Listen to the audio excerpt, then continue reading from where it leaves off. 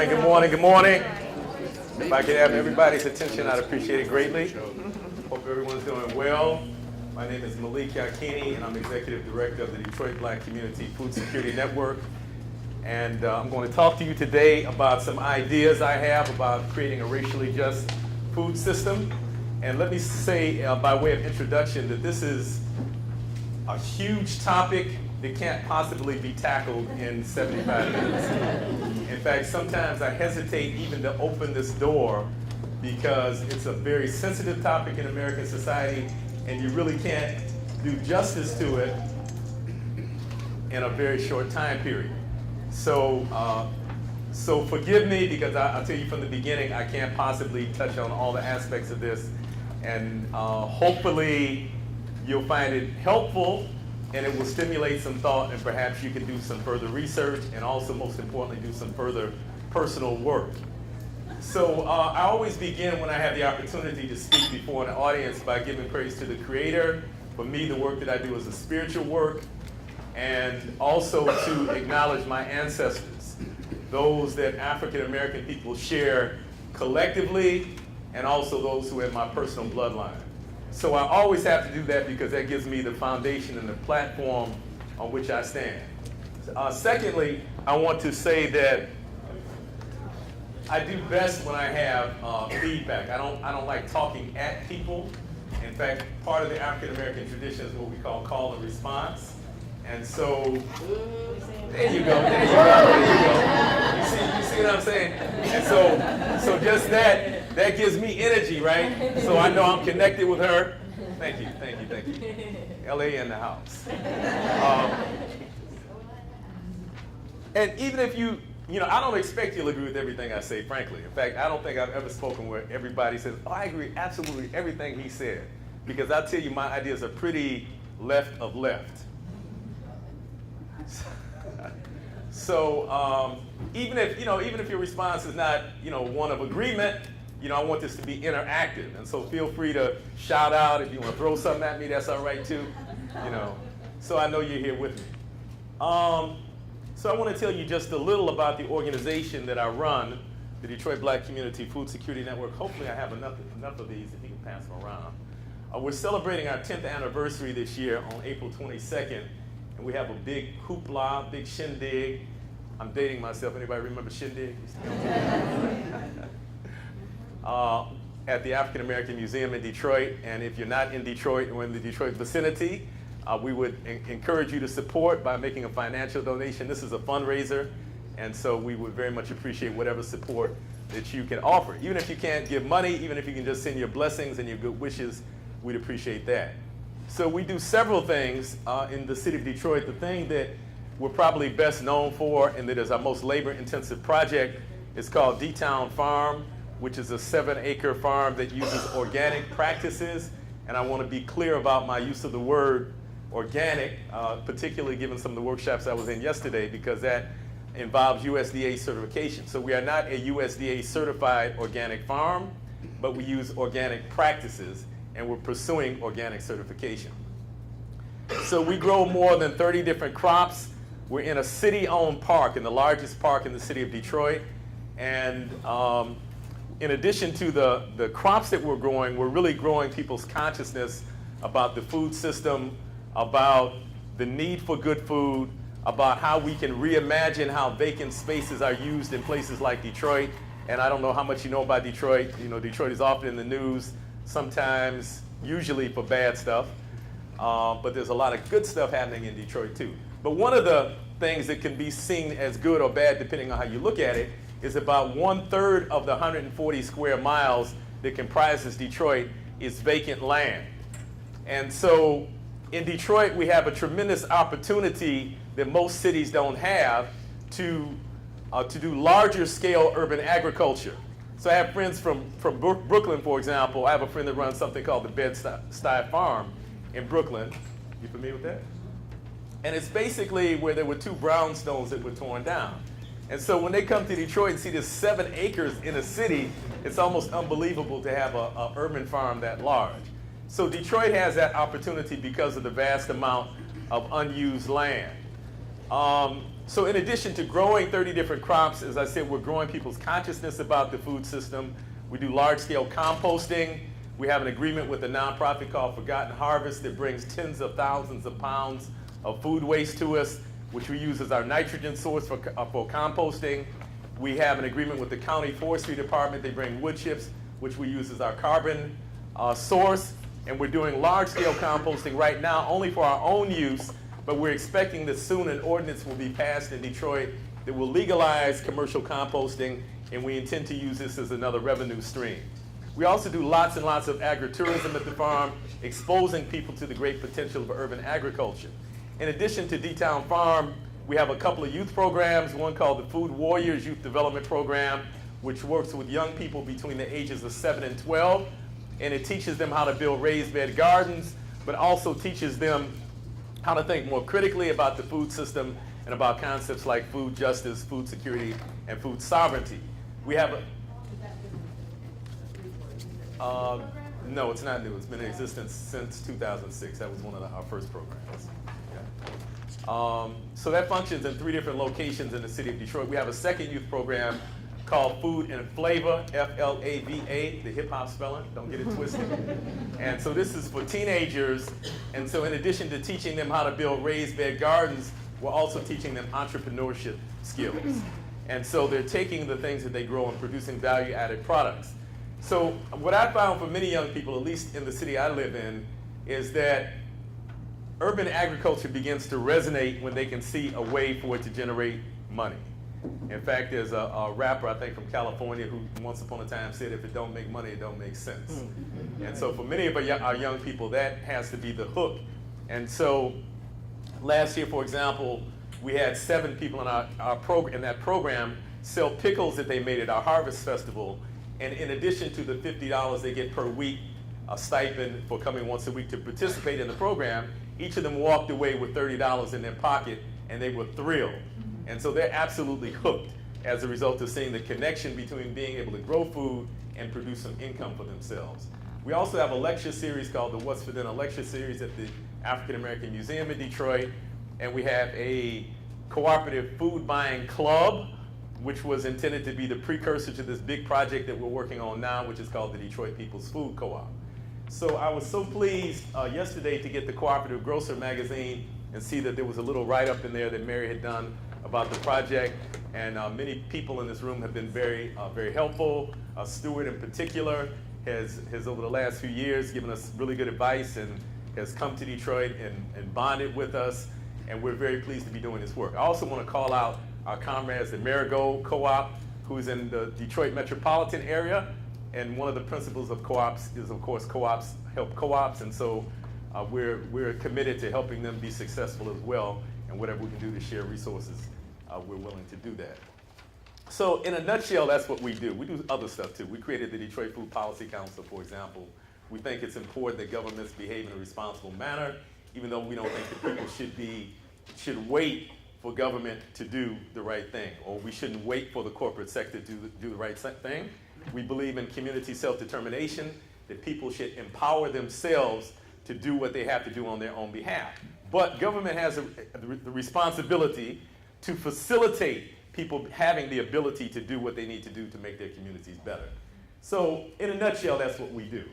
I want to just very quickly, and when I say quickly, I mean really, really, really quickly, just go around, have everyone say your name, where you're from, and what institution you're affiliated with. Please, no speeches, no doctoral dissertations, or anything like that. I'm Brittany. I'm from Detroit and working with you. I'm Dawn. I'm from Hayward, Wisconsin. Harvest Market. Michelle, Long Beach, California. Long Beach Grocery Co-op. All right. Ellen, ED of Cooperative Grocery Network. My name's TJ. I'm from Terre Haute here in Indiana. I'm part of Terre Foods. Okay. Kirsten, Madison, Wisconsin, Willie Street Co-op. Megan, also from Willie Street in Madison, Wisconsin. I've been there, and I loved your presentation yesterday also. Rebecca Lombard, Prairie Food Co-op. And where is it? Lombard, Illinois. Okay. Jerry from Lombard Prairie Food Co-op. Stephanie from Prairie Food Co-op, right outside Chicago. Okay. Adam from Chicago, right in Prairie Food Co-op. Okay. Sally with the Food Co-op in Western Illinois. Kim with Green Top Grocery in Bloomington, Illinois. Melanie, also from Great Top. Jerica, also from Greentown. So you're all like a gang or anything? They are, you have no idea. They are. I'm Jason, Silverton Food Co-op, Silverton, Oregon. I met you yesterday. You gave me a ride. That's right. Okay. Bonnie Turpin from Sola Food Co-op in South Los Angeles. Rachel from Cleveland, Ohio, repping Equal Exchange. Okay. I'm Thomas with Carolina Common Enterprise in New York. New York? North Oh, Carolina. I was getting ready to say that. I was getting ready to say you moved in the last 6 months. Durham, North Carolina. So next from Prairie Roots Food Co-op in Fargo. Joseph from Westwood Food Cooperative in Denver. Sue from Westchester Food Co-op near Philadelphia, Pennsylvania. Adrian from Westchester Food Co-op near Philadelphia. Angel from Lost River Market and Deli in Paoli, Indiana. Stephanie from Madison, Wisconsin, Allied Co-op and Mutual Aid Networks. I'm Jenny from Dorchester Food Co-op in Boston. Darnell, Dorchester Community Food Co-op, Boston. Maybe we'll go here. Jesse from Common Ground Food Co-op in Urbana, Illinois. Okay, and I appreciate your presentation yesterday. So, Thank you. Angie, Fredericksburg Food Co-op, Virginia. Heather from Assabet Village Food Co-op, Maynard, Massachusetts. Becky from Little Falls, Minnesota, Purple Carrot Market. and we'll go here. We'll get the folks on that side last. Jessica from Denver and the Urban Cooperative Development Center. Oh, I need to know about that. I don't know about that. Can we connect that to this? Okay. That sounds like that might be helpful. Very cool. I'm Annalie, representing both Northeast Community Co-op Market and West Colfax Food Co-op, Denver. Okay. Eleanor, Renaissance Community Co-op, Greensboro, North Carolina. All right, yes. Katie Novak, Green Top Grocery. Where's that? Bloomington, Illinois, sorry. Jim Converse, Lake to River Co-op in Youngstown. We're going to change our name to East Detroit. I'm Dave Reed with the Fund for Democratic Communities and the Renaissance Community Co-op in Greensboro. Okay, good seeing you again. Cynthia from Oshkosh, Wisconsin, Oshkosh Food Co-op. Okay. Christopher from Apple Street Market in Northside Cincinnati. Is that, excuse me, is that new? Well, we haven't opened yet. So Oh, very okay, new. so that's the one I've been hearing about. Yeah, I have a friend in Cincinnati that's been kind of keeping me apprised. Yeah. Good. Okay, I want to connect. More about it, yeah. All right. Jess from Cedar Falls, Iowa, Cedar Falls Food Co-op. Okay, thank you. Hannah, Nashville, Tennessee, Nashville Food Co-op. Justin, Marigold Food Cooperative, Dearborn area. Okay. And Liam, also Marigold. And you two are brothers, yes? Yeah. Okay. Tanya, Isaac from Marigold. Oh, okay. I don't think from Marigold. I met you before.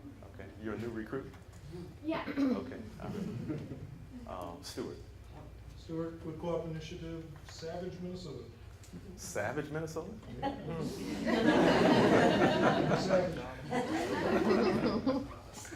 Wild Root Market, Racine, Wisconsin. And I'm Rose, and I'm also from Wild Root Market. Okay. And we'll start. Oh, I'm sorry. Do you want to do the guy? No, this is you. I'm Sarah from Columbus, Columbus, so I'm from here. Okay. Food Co-op. All right. Thank you. Allison from Sugar Beet Food Co-op in Oak Park, Illinois. Okay. Brenda with Shared Capital Cooperative. How you doing? Hey. Tallulah Kay with Bird Brown and Raleigh, North Carolina. Annie with Elk River Food Co-op in Elk River, Minnesota. Okay. Akira with Ventura Food Co-op from Ventura, California. Wolfgang from Hoag's Run Grocer in Indianapolis, Indiana. Floyd Guidry, Renaissance Community Co-op, Greensboro, North Carolina. I like Renaissance. Come on. If you can't tell. Yeah. Mark from Chicago with Shared Capital Cooperative. Okay. Marilyn Schultz, CDS Consulting Co-op. Karen from Detroit, working with you on Detroit People's Food Co-op. Karen used to be the general manager of the Cass Corridor Food Co-op, which is a long-term co-op in the city of Detroit. And we're so pleased to have her on our board and helping us kind of navigate through this. Doug Troca, Indiana Cooperative Development Center. Dee, Blooming Foods, Bloomington, Indiana. Katie, Blooming Foods, Bloomington, Indiana. Okay, thank you. Did we miss anyone? Okay, thank you so much. I just think it's important to know who's in the room. So I'm going to try to. Okay, videographer, thank you. I'm Adrian Blackwell from Muncie, Indiana. I'm learning a lot about co-ops this week.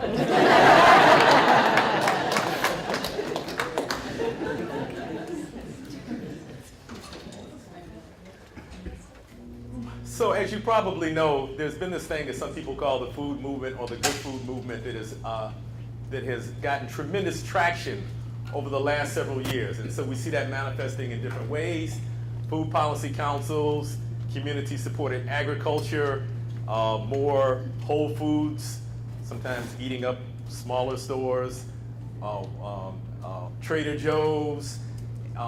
We see organic food in conventional supermarkets.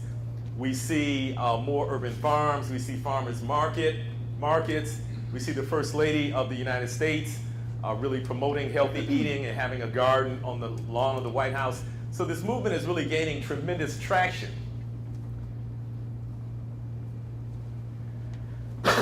However, like all aspects of American society, the good food movement is impacted by this phenomenon we call white supremacy.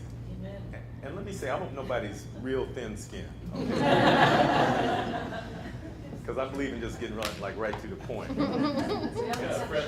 Yeah, I know. But also I have to be aware that for some people, I mean, they use that term all the time, and they're used to it. For other people, it's like shocking. So I just want to make sure that I'm not leaving anybody behind. Okay.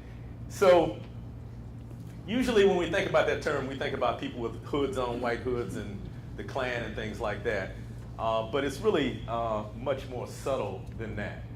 So this idea or this reality, well, it's reality of a myth, because we know white people are not superior. But this concept, which plays out in the real world, that we call white supremacy, impacts every institution in American society. In fact, it's impossible to be a person in America and not be impacted by this system of white supremacy.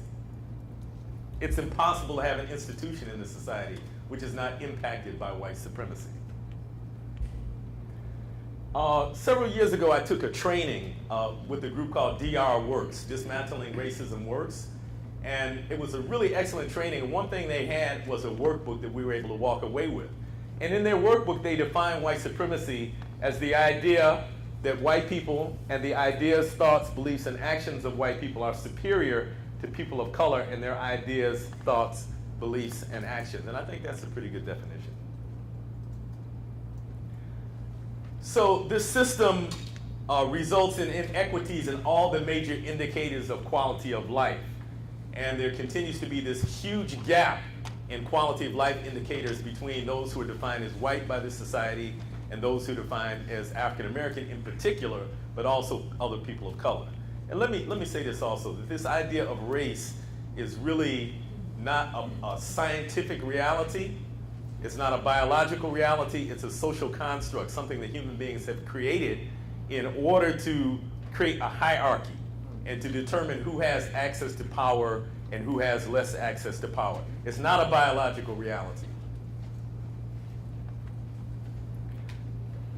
So this idea is reinforced in the schooling system from pre-kindergarten to postdoctoral studies. Education in this country, or schooling in this country, I try to make a distinction between schooling and education because education occurs in a number of ways, and often it occurs outside of the classroom. Occasionally, education actually happens in the classroom too.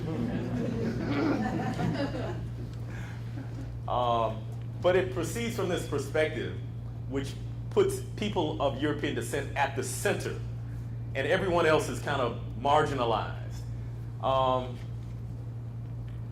Does anyone know who this? No, close. Pythagoras. And Pythagoras is important. Why? Huh? He has a theorem. Okay. And what is his theorem? A squared plus B squared equals C squared. And so children all throughout the United States learn that, right? You all learn that in school, yes? Yes? Give me feedback. Yes. Okay, all right. Don't just look at me like that. A long time Well, see, the problem with this is that Pythagoras didn't create this. That we have evidence carved in stone in what we've been taught to call Egypt, which is also a misnomer.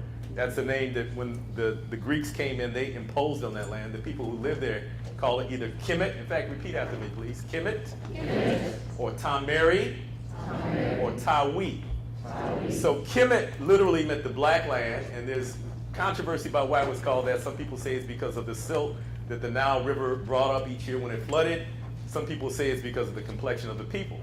But Kemet meant the black land, KMT, if you were to do the transliteration to take the glyphs from the what's called Medu Neter, what we've been taught erroneously to call hieroglyphics. If you were to take that, it would transliterate into the symbols we use that are KMT. Tameri meant the beloved land, and Tawi meant the double land, because there was upper and lower. So there's evidence still carved in stone that they were using this theorem that Pythagoras learned many hundreds of years later, but we still attribute it to him. This is just an example. The same could be said with almost all that we call Greek philosophy, because the reality is the Greeks came into northern Africa and studied in what was called the mystery system in ancient Kemet, and parts of that they took back to Greece, and you might recall some people were persecuted and prosecuted because they were said to be teaching a foreign doctrine or something like that. So again, I want you to do your own study. Don't accept anything I'm saying today. Do your own research, and if you find anything I'm saying is incorrect, please bring that back to me. You'll have my email address, and you can contact me. If you give me evidence that what I'm saying is incorrect, I'll change what I'm saying. I don't think you'll find that, though.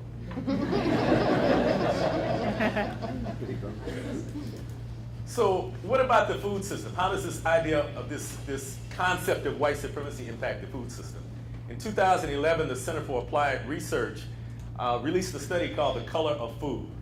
And it's online. I would suggest that you get it and you read it. I'm just going to give you a very, very brief summary of some of the findings. So they looked at all aspects of the food system, including employment trends in production, processing, retail, and distribution. And what they found was that people of color generally make less than whites working in the food chain, that very few people of color hold management positions, and that people of color are concentrated in low-paying jobs in the food system. Food co-ops, and I love this food co-op, by the way. This isn't a slight on the People's Food Co-op in Ann Arbor. So contemporary food co-ops in the United States exist predominantly in majority white communities.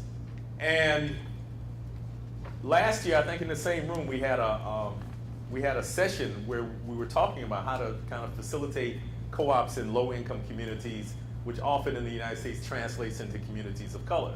And the reality is that there's no real body of knowledge about how to do that. It's being created. That's one of the reasons I really love the Renaissance Co-op and the work that we're doing and the work that Fertile Ground is doing and other folks, because we're really kind of blazing a trail and creating a model of how this can be done, because the prevailing wisdom in the co-op community says that really co-ops are probably not viable in those communities based on income level. So we have a huge problem, because often those are the communities that are most in need of cooperatives, because those communities, because of the intersection of this idea called race and economic class in American society, are the communities that are most subject to an extractive economy. In fact, we find in African American communities throughout the United States that typically other ethnic groups come in, and it depends on what city you're in or what locale you're in. In Detroit, it happens to be an ethnic group from Iraq called Chaldeans, who own the majority of the stores. If you're in, they don't call it South Central anymore, but they call it South LA. So in South LA, what ethnic group owns the stores in the predominantly black community? Well, they're closing them one by one. Okay. The grocery stores, the conventional grocery stores, Ralph's, Walmart just closed. So we've had 2 Ralph's close in my neighborhood and a Walmart in the last 5 years. So. Okay. So what about the smaller stores? Who owns those in black communities? There are some black-owned stores. Okay. but there's not a lot of small stores. Okay. There's a mall, you know, and there are the stores that, you know, are everywhere. Like, there's a Target kind of to the west. They're building another one more in my part of South LA. Okay. Who owns Target? Good question. Okay, thank you. So, let's say in other cities, there are various ethnic groups that come in who usually have a long history of entrepreneurship. Are you talking about corner stores? Yes, well, yeah, smaller stores, corner stores. Korean. Okay, all right. And some Latinos. Okay. Okay, all right. And so again, this isn't any slight against those ethnic groups because I mean, for the most part, they're looking at what they see as being an opportunity and trying to take advantage of it. So that the point is not to any way, you know, degrade them. That's not the point. But the point is that communities that have this history of having been oppressed and exploited, and often African American communities have had their business districts destroyed. Like in Detroit, we had an area that was called Black Bottom, which was a traditional, very vibrant business district. And in the late 1950s, as part of the federal government to put in freeway systems to facilitate the growth of suburbs surrounding cities so that those whites fleeing the cities, at least in part, that's not the total reason, but one of the reasons was that whites fleeing the cities because the cities were becoming increasingly black, needed to be able to get back into the cities where often they were working, then escape back to the suburbs. And so this freeway system was built in order to facilitate that, with federal funds, by the way, and federal policy facilitated this happening. And often what they would do is they would build the freeways through the areas that had the lowest property value. And again, because of historical circumstances, the areas that had the lowest property value were typically areas that African Americans or other people of color lived in. And so those traditional business districts were destroyed. The same happened in Atlanta. And so there's been this history of disempowering African American communities, which makes them more vulnerable for other groups that then come in and operate with an extractive strategy. So when I say extractive, what I mean is that typically the owners of those businesses don't live in the community. They come in, they do business, and as Malcolm X said, when the sun goes down, they take a basket full of money and go to the other side of town. And there's very little circulation of that wealth within the community that allows them to earn their livelihood. Typically, there's very little job development that takes place as a result of the money that people in that community spend. And so that's what I mean when I say it's an extractive strategy. So we see this playing out in African American communities throughout the United States. And so African American and other oppressed communities are even more in need of co-ops than the general population, because co-ops provide an opportunity not only for collective ownership, but for empowerment of communities and for circulation of that wealth as a way of creating rich, vibrant communities. Everybody with me? Amen. All right. So in America, white skin continues to confer what we call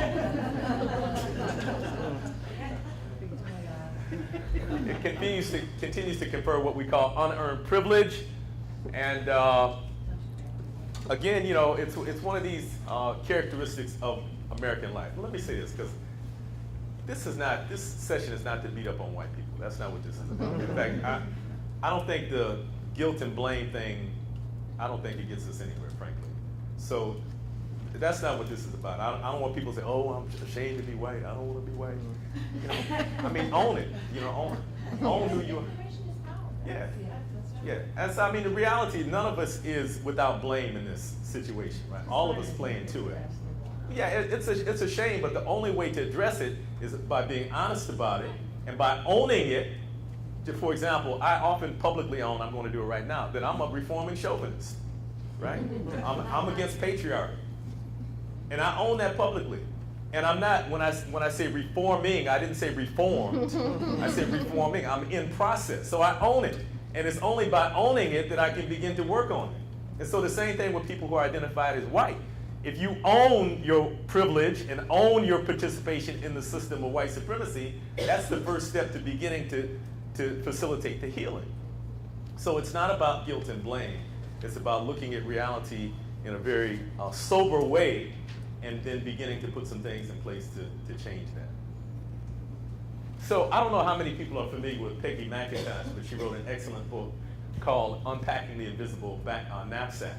And if you haven't gotten that, I would highly recommend that you pick that book up. So, and you know, this is kind of humorous, but the reality is that because whiteness is the norm, it's normative in this society, that white people don't have to really think about their whiteness. You just kind of, you know, move through the society and do what you do. You get up, you eat breakfast, and you go, you know, about your way. You do what you do. Whereas black people and other people of color are constantly faced with kind of looking at our otherness within the society.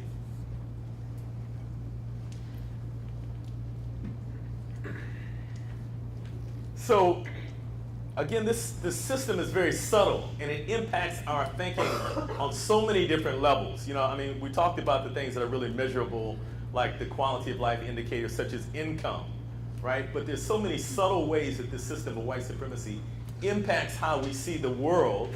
And so really, we see the world through the eyes of Western Europeans and their descendants.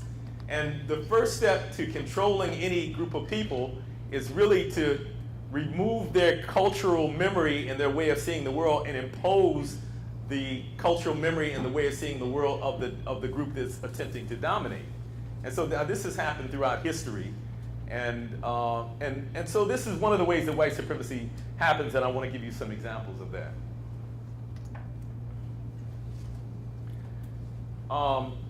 So if I were to say, name a classical composer, and probably if I said it now, because you all kind of see where I'm heading, you wouldn't give me an honest answer. But if I just came into the room cold and I said, well, we're going to talk about classical music today, name a classical composer, I typically get answers like Beethoven, Brahms, so on and so forth. Western European composers. But the reality is that every culture has its own classical music, right? In this country, the First Nations people, so-called Native Americans, have classical music, their own classical music. The Chinese have a long history of classical music. There's Indian classical music. But we have been duped into believing that when someone says classical music, it automatically means Western European classical music. The way we look at time is defined from a European perspective. These are some examples. Yesterday was Friday. What does Friday mean, by the way? No fish. What does the word Friday mean? What does Wednesday mean? What do these things mean? Mercury Day. Okay, well, the Romans, yes, the Romans called it Mercury. And what she's getting at is that, so these ideas of deities had different names in different societies. And so Mercury and the Hebrew David are said to be similar, and Woden, which is a Norse term for Wednesday. Anyway, a lot of the days of the week are named after European deities. That's the point. And so we don't think about this. We just accept it. You know, we grow up and your mother tells you it's Monday, it's Tuesday, it's Wednesday, and you just accept that. But I mean, this has a very subtle effect on how we see the world. How would it affect white children if they were growing up and their parents told them, today is Ogun's Day, or Obatala's Day? Y'all don't even know what I'm talking about, right? I hear you. I know you hear me. So, right, Europeans weren't the only people that had some concept of God or, you know, the divine. And so, you know, everyone had some concept of that and had ways of naming that. But again, we've been taught to see the world through the eyes of Western Europeans. By the way, so we have January, February, March. What does September? What does that mean? 7. And September is which month? 9. And the prefix "oct" means what? And it's which month? And November. But NOV, that prefix means what? 9. So October, which means 8, is the 10th month. So what's going on there? Roman emperors. Roman emperors. They named some more months after Julius and Augustus Yes. Caesar. Yes. And bumped all the other months. Precisely. And then they stole a few days from February so that August could have more days than Julius. I didn't know that. But see, again, you know, things that we don't even question. We grow up and people tell us things and we live our life and that's the norm. Very subtle. Now, let me ask before I show this next slide, is there anybody, I just want to make sure somebody in the room got my back, because, sister, you got my back? Okay, I need to make sure, because somebody might be willing, you got my back, bro? All right, somebody might want to jump on me for this next one.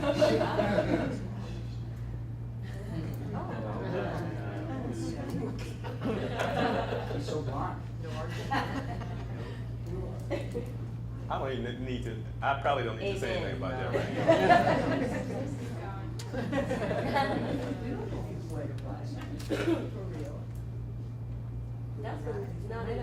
now. Well, we might not know. So let's start, and let me be clear, I am not attacking anyone's religion. I respect everyone's religion. What I am attacking is the Eurocentric interpretation of religions that has been fed to us, right? So I want to make a distinction between that. So assuming that this historical figure that we've been taught to call Jesus, which is another misnomer, right? Because Yeshua, yes, thank you, he was Hebrew. So let's assume that this historical figure did exist, just for the purpose of argument. And some people might argue that too. Based on the area of the world he lived in, we know he possibly couldn't have been like Scandinavian, yes.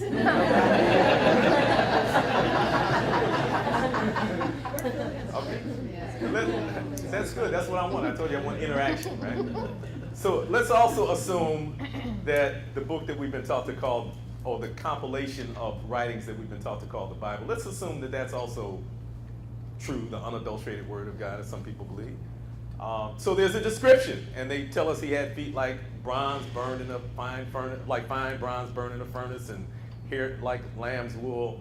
So you say we don't know what he looked like, but if we assume those things, those books are true, there's a description that doesn't match what we've been taught.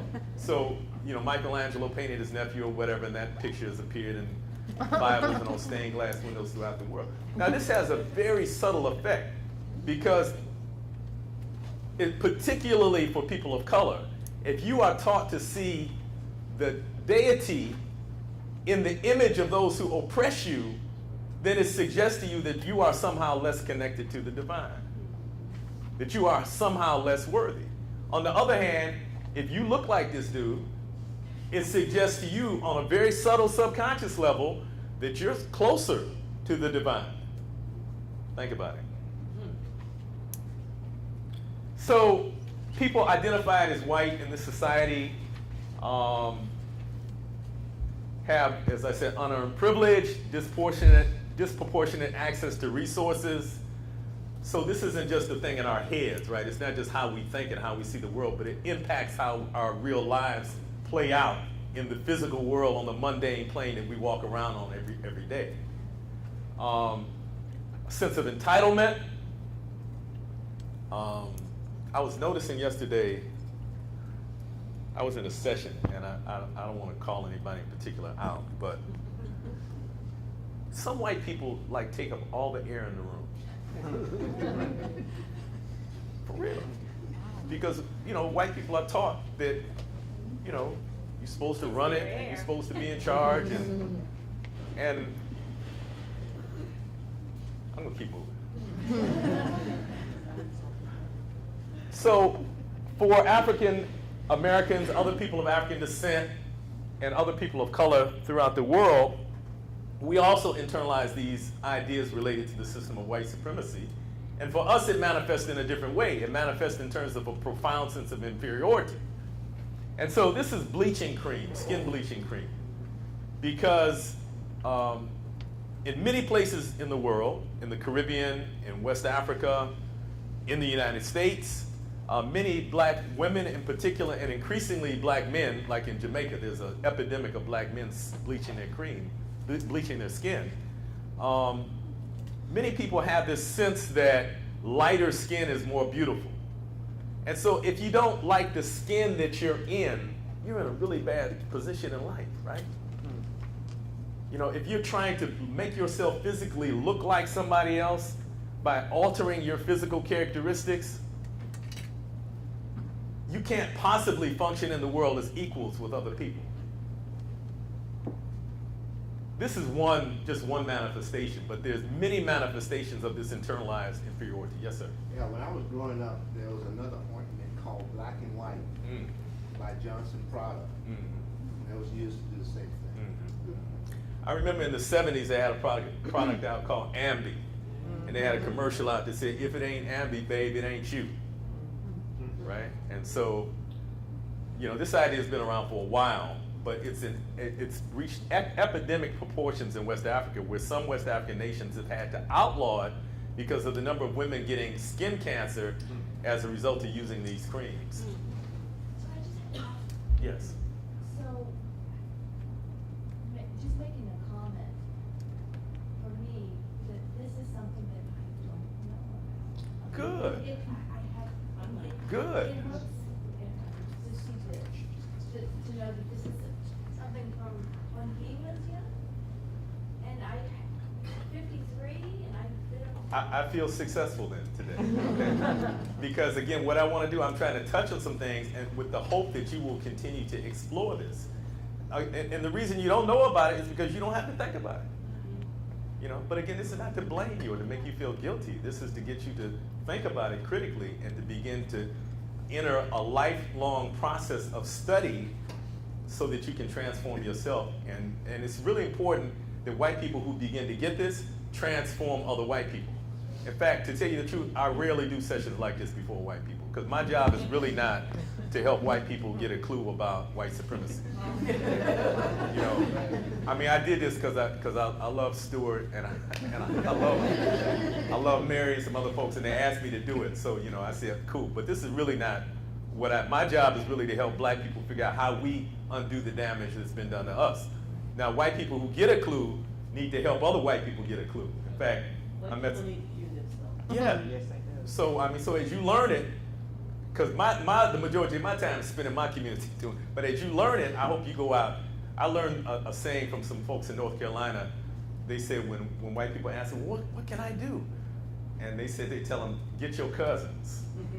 Think about that. Yes. I hope I'm not off topic, but the last couple points you've been making reminded me that a food co-op I used to work at that had a merchandising policy around what were the images on the products that were being sold in the store. Yes. And to not, you know, and particularly in the health and body care department, but other departments too. And it was around, you know, assumption of, you know, the normative image on the packaging is white. Well, that's good. I'm glad to hear that there are co-ops that are addressing that, and that's a very important topic. And it extends beyond just health and beauty products. For example, Gerber's baby food, right? So you have a picture of this little smiling white baby. And so again, if you're a little smiling white baby, then that reinforces and you see yourself and you feel positively about yourself. But if you don't look like that smiling white baby, then you know you're not reflected in that. So this is very important. This imaging is very important. So good people can do bad stuff. And so this is not, again, condemning anyone. This is not about guilt. This is not about blame. This is not about questioning people's intentions, because I think that most white people in this society have good intentions, I think. After seeing the Trump thing in Chicago last night, I'm not sure. And that's a little scary.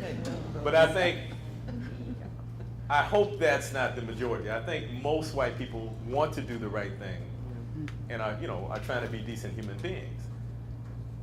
But you can be a good person, a decent human being, and still participate in the system of white supremacy. In fact, some people say it's kind of like those moving walkways at the airport, where you get on it, you just because you're on it, it just moves you along. And so unless you consciously work on becoming an anti-racist, then you are participating in the system of white supremacy, even if you have good intentions. Say it again. Unless you are consciously working on becoming an anti-racist, then you are participating in the system of white supremacy and furthering the system of white supremacy, even with good intentions, even if you're a good person, even if your best friend is black.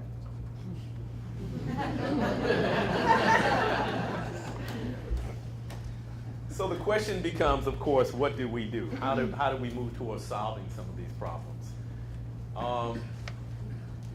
And please don't tell my black nationalist revolutionary friends that I'm quoting Dr. Seuss. We'll keep this between us in this room. All right?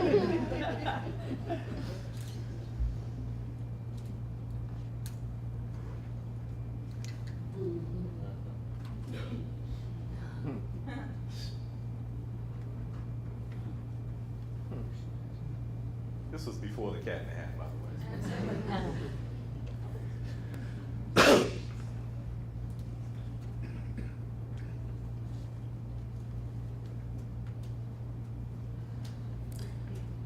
So there's a couple of levels that we need to function on.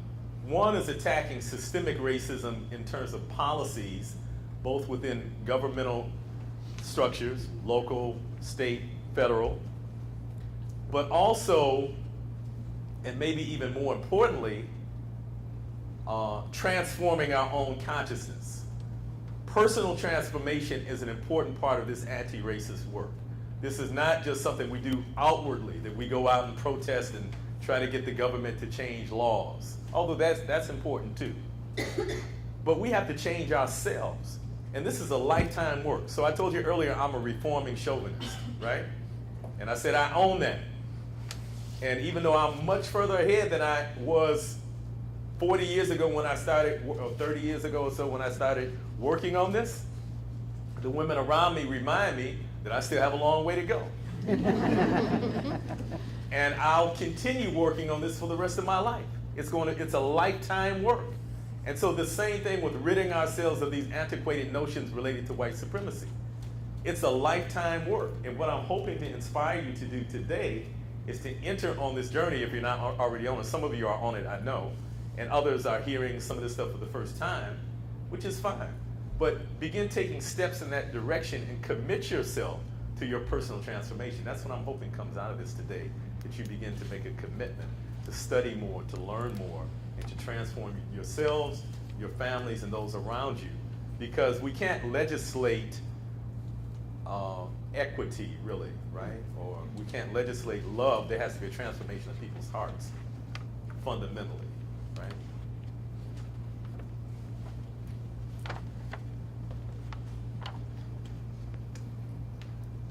I just wanted to put this up because sometimes people want to invisibilize history, right? And so my ancestors did not come over here on the Mayflower.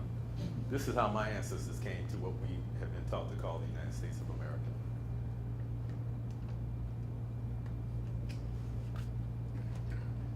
Speaking of food, related to this, by the way, there's an excellent book out called In the Shadow of Slavery by Judith Carney.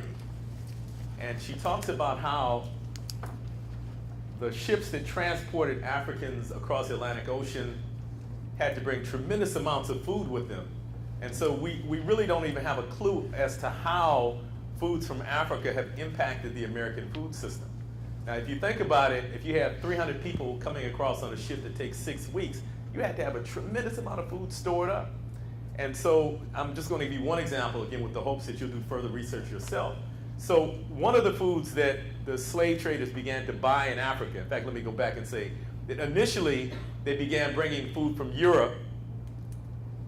So you all know there was a triangular trade, right?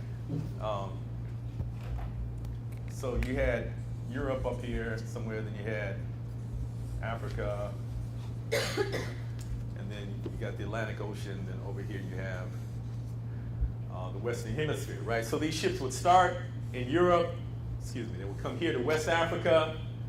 They would usually bring goods from Europe. They would trade them with empires in West Africa. They would capture slaves, they would enslave Africans. They didn't capture slaves. They captured Africans and enslaved them.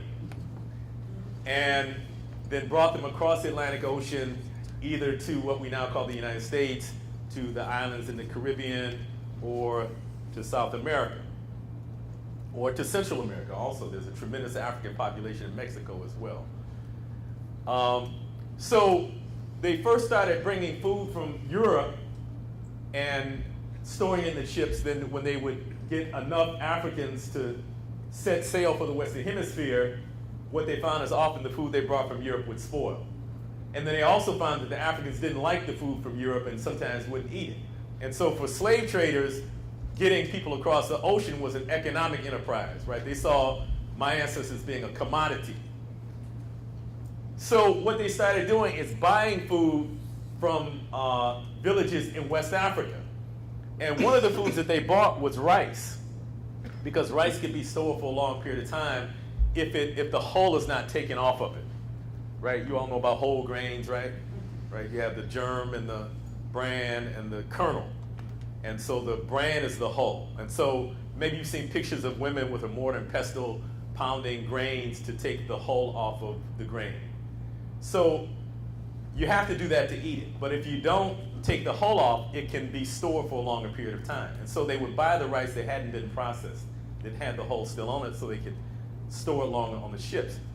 Then they began to capture African women who in, I'm not for gender-specific roles, but in West African society there were gender-specific roles, and women were responsible for the rice. So they began to capture African women who had the skill of pounding this rice without breaking it.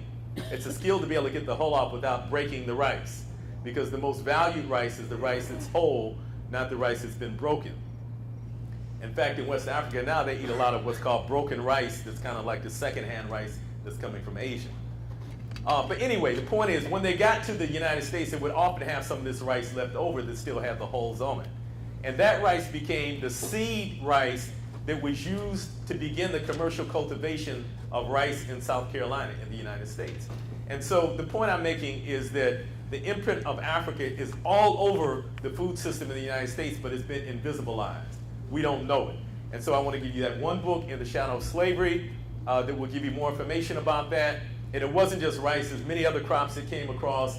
There's animals that came. The animals were primarily for the crews of the ships. There were cattle. You might have heard of guinea fowl that they have in the Caribbean. Guinea, of course, was the European name for the west coast of Africa. There were cattle that the Fulani in West Africa raised that were brought on these ships that often made their way to Brazil, which became the parent stock of the cattle that are currently raised in Brazil, at least one strain of the stock. They hybrid the animals at this point. So there's another book I want you to read, if I can think of the name of it, by Jessica B. Harris. Monica? What's it called? The Monica? No. I'll think of it before it's over. But Jessica B. Harris, her latest book gives an excellent history of how African foods and African food waste have impacted the American food system. Excellent book. No, that's not her latest one. I want to expound a little more Yes, sir. on what you stated. Yes, sir. The fowl, the Yes. guinea bird. Yes, sir. It is from Africa. It was brought here by the slaves, and my mother used to raise those there. The mortality rate was very, very low, but they are excellent bird, great watchdogs. If you come into the yard, they will make all kind of noise. They are black and white, and the skin is black. Very tough egg, very tough skin. Excellent for making gumbo. Okay.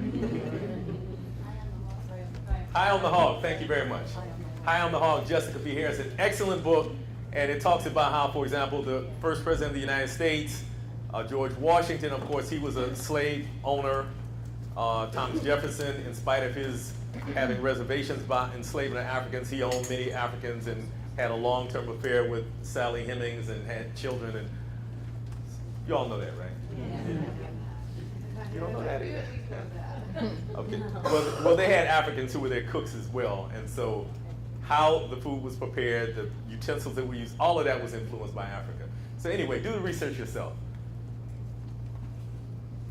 So organizations that are involved in the food movement, I would recommend hold mandatory, frequent, ongoing anti-racist trainings.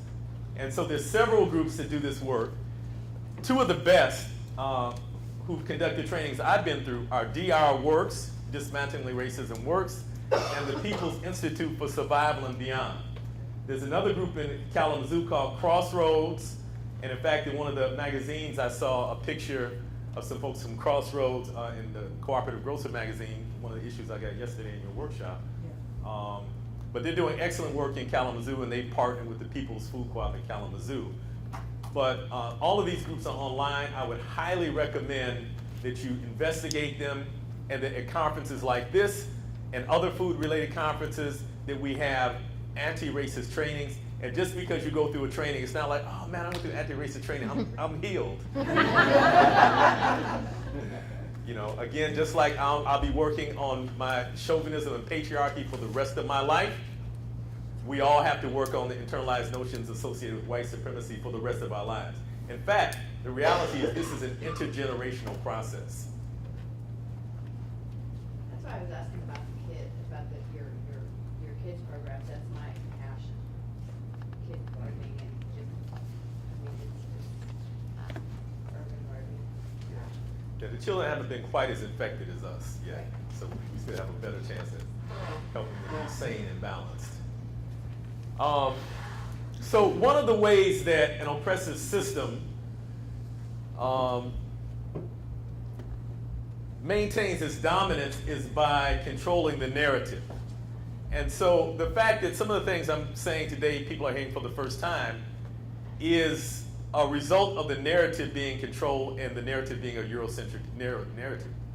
And so it's very important that we lift up the stories and the food histories of African Americans and other people of color. And so this is, of course, an image that shows that this entire, what we now call the United States, was populated by people. This wasn't some vacant land where pilgrims came and said, oh, you know, God has, you know, through manifest destiny, there's this open land that we can come and occupy and have prosperity. No, people were killed. People were run off their land. In the prairie states, the buffalo, the bison were killed en masse because that was one of the primary food supplies for the First Nations people on the prairies. So we have to uncover and lift up these histories if we're going to have an idea about the fullness of humanity, right? And not just be limited in our perspective on the development of human beings based on the experience of Europeans. The thing about invisibilizing the history and the culture of other people is not only does it do damage to those people whose history has been invisibilized because they don't have those great historical experiences to draw on that give them their kind of fiber and sense of self, but it also suggests to white people that their own knowledge about their limited cultural knowledge of the world is sufficient. And it's my assertion that many of the solutions to the problems that we face as a species, as human beings, lie in the indigenous knowledge of people throughout the world. And so if we're suppressing that knowledge, then even people who consider themselves to be white can't benefit from it. And so we all benefit when we lift up these stories and make sure these narratives are told. Anybody know who that is? Fannie Lou Hamer.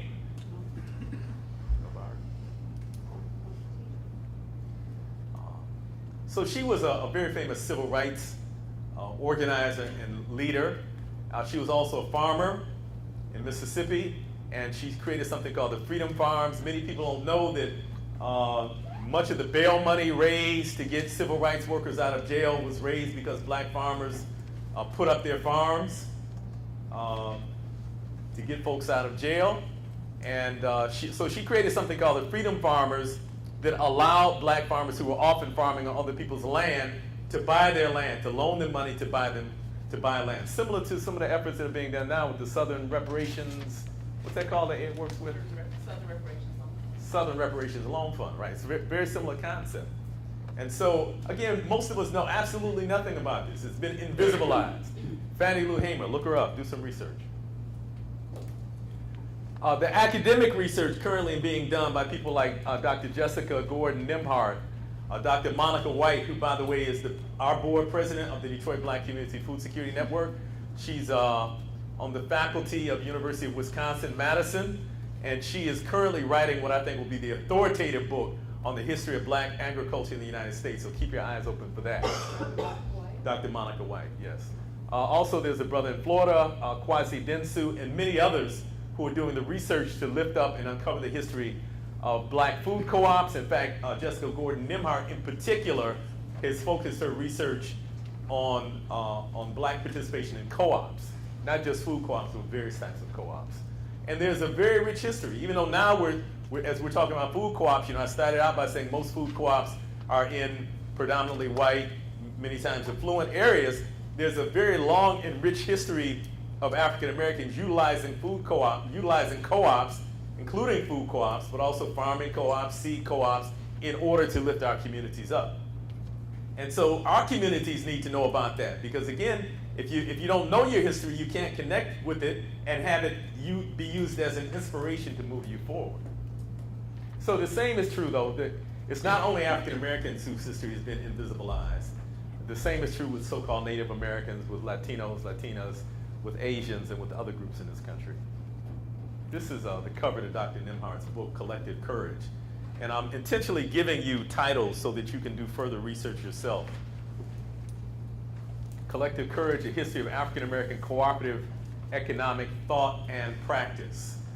This is a must-read book. Yes, ma'am? Just to add, like our co-op Fertile Ground, we have basically a book club on this. So we all bought copies of the book and we read them and just like discuss them at all of our community meetings.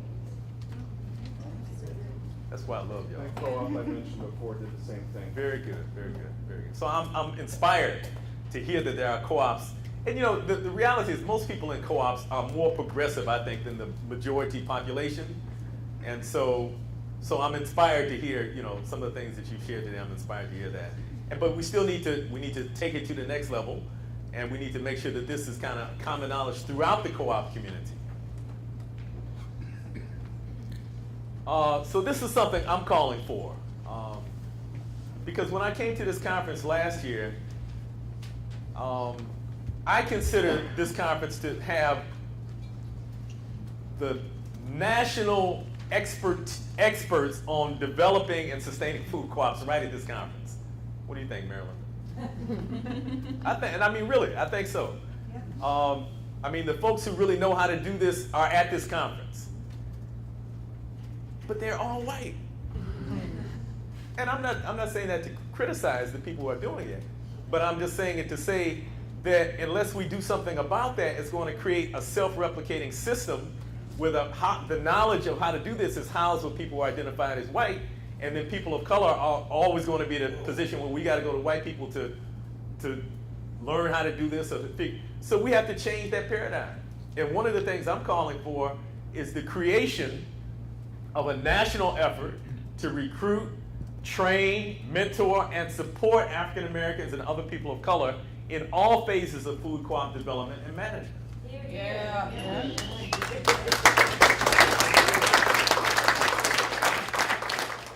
So there's other similar national efforts. There's something called Food Corps, right, which recruits young people. So this can be done. It's not unheard of, but what it always takes is the will to do it. So I'm putting a challenge out to the co-op community. This absolutely has to be done if we're going to break this paradigm and make sure that we're empowering African American communities and other communities of color. So I met Ed Whitfield last year I think it was in the same room, right? And I immediately told him, I'm adopting you as my teacher. There's nothing you can do about it. If you don't know Ed Whitfield, I'm so sorry he's not here today. You have to meet him. One of the reasons I was so thrilled to meet him is because there's this iconic image from 1969 from Cornell University where black students had taken over the administration building. They took it over with shotguns. And So I'm kind of from that era. I'm from the Black Power era. I wasn't so much a civil rights type person. I was much more identifying with the Black Panther Party and Malcolm X, so on and so forth. So, I had seen this picture for many, many years, and I was always inspired by it. And then I met Ed here, and he showed me this picture, and he said, "That's me." And so that's one of the reasons that I was so amazed. But as I listened to his analysis about how the system of slavery impacted the economic system of the United States, I knew I had to adopt him as my teacher. So he turned me on to another book that I want to throw out because this is also a must-read. And this book is called Half Has Never Been Told: Slavery and the Making of American Capitalism. Half Has Never Been Told: Slavery and the Making of American Capitalism by Edward Baptiste. I've been studying Black history for a long time, but until I read this book, I had no clue as to the extent to which the system of enslaving Africans was the foundation for making America the world economic power that it is, and also fueling the Industrial Revolution. So the Industrial Revolution, one of the things that really was a catalyst for it was the processing of cotton in England. And 80% of that cotton that was processed in mills in England was grown by enslaved Africans in the United States. So the reality is the wealth of the Western world rests on the shoulders of enslaved Africans.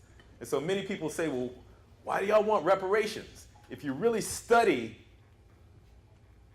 the extent to which forced labor by enslaved Africans built this economy, then I think you might have an understanding of why reparations would be in order. So Ed says we need to be radically inclusive, and I agree with that. A huge problem is access to capital. And let me tell you straight out, I'm anti-capitalist. I think capitalism is a terrible system. I think it needs to be abolished. But we're still in the, but we're still in the meantime caught up in it, right? And so we have to figure out, as we're trying to figure out how to create a new economy and how to, perhaps as Aaron Tanaka says, how to create this third way. As we're figuring that out, we're in it. And so we have to figure out how do we function within it and do the least harm and do the most good. And I think co-ops are the opportunity that we have to do the most good and the least harm within the context of a capitalist system while we're trying to transform it into a system that's rooted in justice and equity. I don't believe there can be justice and equity within the context of a capitalist system. It's based on concentration of wealth and land ownership in the hands of a few. It intersects with white supremacy, so those few are typically wealthy white men. It's a self-replicating system, and the kind of putting Band-Aids on cancer solution that we usually hear, changing this policy, changing that policy, are not going to get it. We have to have a radical transformation of American society, a radical transformation of the economic system so that we have the possibility of having justice and equity. So food system funders and financiers have a tremendous role to play because some of them are going to have to be able to take more risk, right? Where's Brenda? She's still here? Okay, I know we got at least one. We got one funder in the room at least. I don't know if there's others.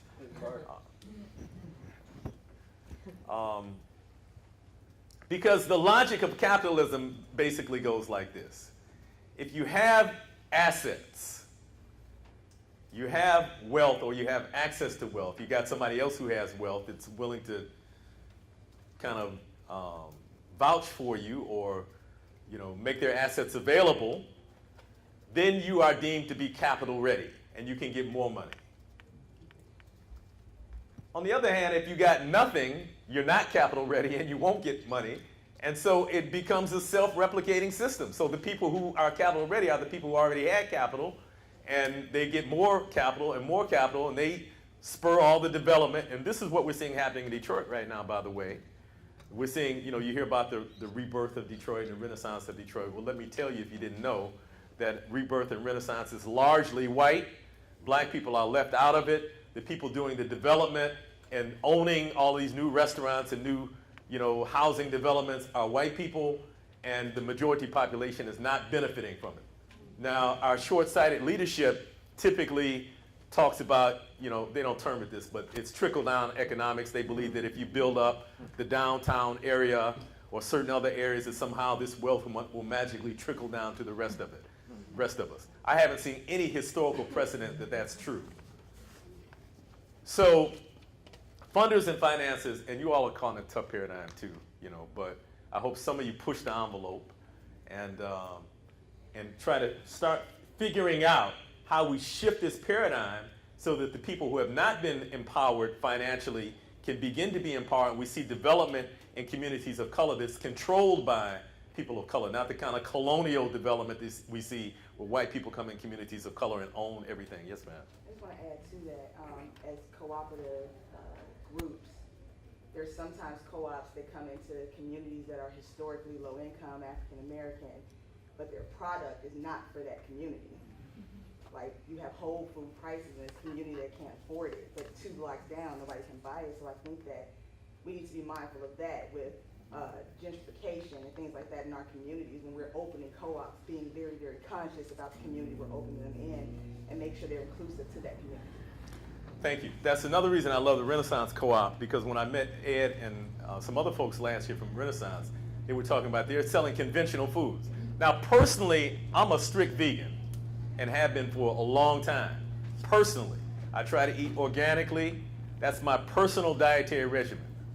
But I live in a community that's not what's going on, right? And so if I'm trying to reach the people around me, I have to be able to provide food products that people are already used to and can afford, while at the same time I'm putting in place a strategy to try to educate them about the value of organic food, for example. And so, one of the things we discussed in the low-income forum last year was that the co-op community hasn't quite figured out how to create co-ops that are not all natural food co-ops, right? And again, personally, I'm committed to that. But, we have to look beyond our personal dietary regimen and look at how we embrace the communities that we're serving. Thank you for sharing that. Yes, ma'am. I mean, we find in our community and in our conversations that people know about healthy food. We don't have to educate at all.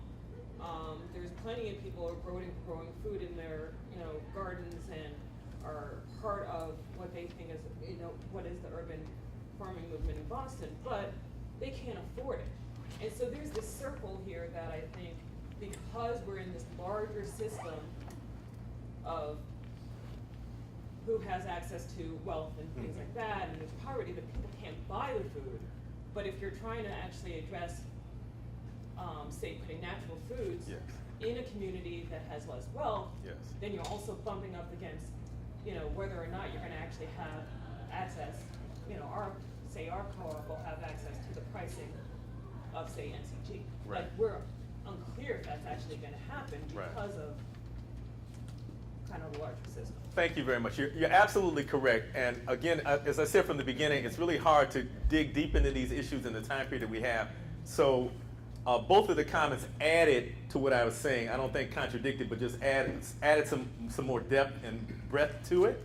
And you're absolutely right. And so as we're struggling to create greater access to good food, we also simultaneously have to be addressing poverty, because that's really the key issue. I found that there are many people who would like to eat better and, as you said, can't afford it, but I also find in my own family there's still people who don't have the knowledge too. So I think both things are true simultaneously. But thank you very much. Can I say something? Yes.